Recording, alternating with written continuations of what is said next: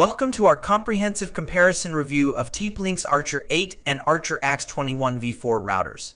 Let's dive into their key specifications. 1. Wireless. The Archer 8 operates on Wi-Fi 5 standards, delivering AX1900 speeds with 1300 Mbps on the 5 GHz band and 600 Mbps on the 2.4 GHz band, suitable for medium-sized homes. With its Threx fixed high-performance antennas and advanced features like MU, MIMO, and airtime fairness, it offers reliable performance. On the other hand, the Archer AX21 4 supports Wi-Fi 6 standards, providing AX1800 speeds with 1201 Mbps on the 574 MPa on the 2.4 GHz band. With its high-power FEM and AUGMA technology, it enhances signal coverage and efficiency, making it ideal for high-capacity networks. 2. Security.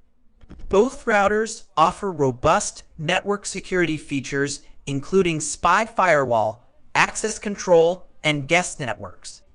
They support various encryption protocols such as WI, WAT2, WAT3, and WAPATO Enterprise, ensuring secure data transmission over your network. 3.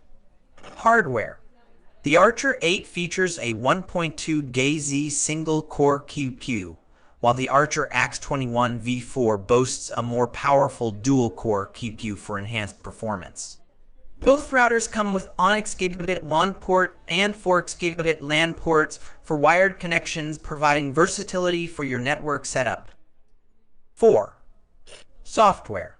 Both routers support essential protocols like IPv4 and IPv6 and offer advanced features such as parental controls, quality of service settings, and cloud services for firmware upgrades. Additionally, they both support TP-Link's on-mesh technology for creating a flexible network and VPN server functionalities for secure remote access. However, the Archer AX21 V4 stands out with its OpenFind server support, providing additional security features for your network.